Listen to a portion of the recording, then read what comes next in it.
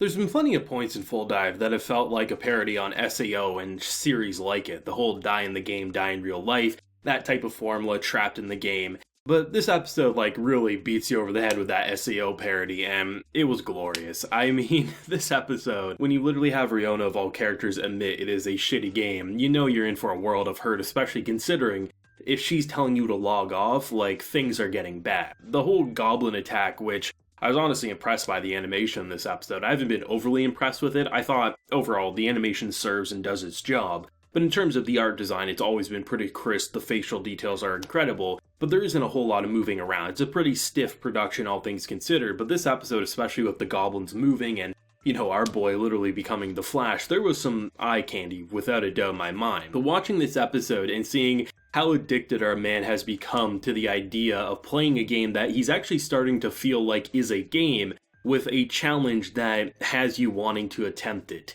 We're told at the end of the episode that there is a 99.9% chance of failure if you go the route of being a mercenary for the city guard. There's a 0.1% chance at success, and the other two routes were 5 and 10% themselves. So, of course, our man logically knows I shouldn't play this because if I die, I won't die in real life, but my game and chair will break. How the hell would this game even survive? Well, get your answers in this episode. They didn't survive. This thing got lawsuits out the ass. Most likely the servers are probably funded by characters like Ryona, the dedicated fan base for some reason. I mean, the biggest question still is, why does she want him to play it to begin with if she views it as a shitty game? I have a feeling it's still a financial thing. Most likely she's tied into the company in some way. Hey, if you get another player to beat the game, I'll bail you out of bankruptcy or something like that. Maybe her family was a part of the creation of the game, right? Nonetheless, there is going to be a reason for her shitty behavior because, well, we can't argue it. I mean, she's literally forcing a man not only to buy a game that is complete and utter ass even to her mind, but a game that could actually break his chair that he then might have to go to her for an outrageous price to replace the gaming equipment. And this man is continuing to play it because he doesn't have money to buy a better game. So he's kind of shit out of luck. Though, like I've said, ever since the walkthrough, right? There is an addictive factor to this game, and I can't lie. I mean, the way it is progressing, while yes, you have Ryona whispering in your ear, and yeah, you have some AIs that are definitely kind of shitty towards you, there's an addictive factor to this, and it's starting to feel more like a game, even if there is an absurd realism factor to it. The whole goblin attack, right? Generally, what you would do is you'd have a heroic moment. You defeat the goblins, you become a hero. Here, his sword, what's it gonna do? These goblins are literally endgame bosses in most series, but here are the entry-level opponents. This is kind of absurd. So by having him use his real-world skills, and seemingly, I mean, adrenaline is something that also translates to this, the feeling of when you're in those life or death moments, or those moments that really are make it or break it, time seemingly is slowing down before your eyes. He became the Flash. That's really what he became. And it's interesting because that's been a relevant topic in the show, is that your real-world abilities, whether it's a boxer saying his worst opponents was definitely goblins, right? It actually trains you to become better in the real world. So by having him obviously use speed as his best weapon, I think it'll be interesting because you can definitely see a route for his character to become really interesting. He's not the type of character you would assume would have a great sword or heavy armor and things like that, but a rogue, light armor, dagger, something like that, maybe even a bow and arrow, with the speed that he has, he could become a pretty devastating opponent for the goblins and other creatures in this world. And I think that's what makes it continue to be an addictive thing, is that the game is trying to make you feel like it's reality. So when a character like Hiro is saying, I can't leave a child crying, I don't want to leave someone else to die, realistically we know these people aren't real. They can die and it's not going to be an issue. But the game's supposed to make you feel and supposed to immerse you as if it is reality. And while there's so many horrible aspects about that idea and concept, there is an idea, I think, about that makes it intriguing, as if you're getting as connected as if they are a real kid crying on the streets. And that's why series that have RPG mechanics like heavy dialogue choices and connections and people can live or die,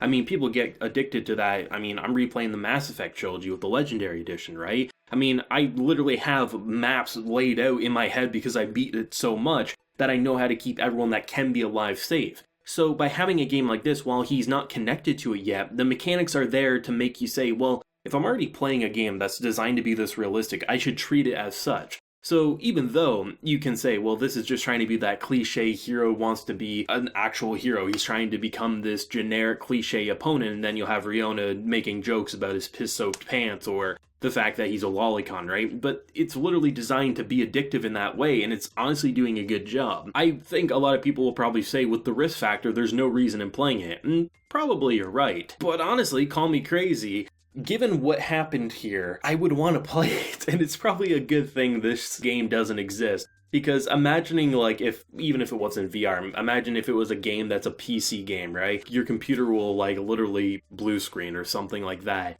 There's something about it that makes me want to try it, though I'd be studying that game guide through and through 100%. That's what I like about this episode, is that it starts off pretty basic, and then it becomes all-out chaos, and there definitely feels to me like they're trying to initially guide you to the friend that Hiro talks with at the school all the time who's like, hey, you should get back into track. It feels to me the character design is oddly similar to that of the city guard there, the top hero with the lightning sword, though I don't think they would go that road just given the fact that seemingly this character's been around for a long time, but at the same time, what if he is playing it simultaneously? We've seen that type of trope done time and time again, so I guess we'll see where it goes. But there definitely are a lot of clues and a lot of foreshadowing moments, and I mean, this man has become addicted. He's actually starting to smile thinking about this game because it's starting to feel like a game with the biggest challenge he's ever had to experience. And I was actually expecting that we were going to meet up with the bullies again in this episode, given everything that happened in the match there where he was going up against the goblins, he was running away, and I thought he was actually going to stand his ground to the bullies a bit more, which is probably the direction they're going. The more confident he becomes in the game, the more he feels like he's actually doing something and he's not just getting beat down in the game, he'll probably be able to stand his ground a lot more against those people who are running him down for money, right? I think last week's episode was definitely a breath of fresh air for kind of like making the series seem more than just goofy piss jokes and abuse jokes. And this episode, I think, carries on with that a lot. I mean, the fact that Hiro was smiling playing this game and coming out of the game feeling proud, it's going to be a bigger hook for a lot of people who may have been tiptoeing on this series, maybe reluctantly watching it, maybe saying, I don't know if I want to continue, it just kind of feels like the same joke over and over. And a good end goal hook is something that's definitely needed in a series like this, and I think they definitely, over the past 2 episodes, have really made it feel like there's a reason for a character to keep coming back, even with that threat. I mean, there's so many things people do in the real world that could literally kill them, but the thrill of the adventure, it makes them want to come back for more. Some people just chase that type of thrill. And at the very least, it's not like he's risking his actual life, he's risking a video game console. And who knows, maybe if he actually destroys it, right? Maybe that will just push him forward to actually become a better track racer or something like that. That could actually be a really cool ending for the series, right? Imagine he gets close to the ending, his character dies, and rather than replacing it, he's like, you know what? I feel good about myself. I'm gonna go back to where I was in real life and, try again. There could be a lot of interesting ways to take that concept and really roll with it, and to me, it kind of just makes the future of the series seem all the brighter. To me, this show's getting more interesting and more fun. It's a shitty game, don't get me wrong, but that shitty game has some addictive personality traits to it. That's the best way to put it, and I'm very excited for more, I have to say. I'd love to know everyone's thoughts and feelings on this week's episode of Full Dive, where you think it's going to go with that 0.1% chance of survival, and do you think he's going to be able to defeat that survival, or do you think he's actually going to have to replace his console? Because as long as he doesn't replace his console, I think most people will be like, okay, I can still see why you're coming back to this game because you are beating the odds, but should he actually brick his console, that might have a lot of people rubbed the wrong way. But let me know your feelings down below. If you enjoyed the video, leave a like, show your support, and hit that subscribe button if you happen to be new around here. So until next time, everyone, please take care and have a good one.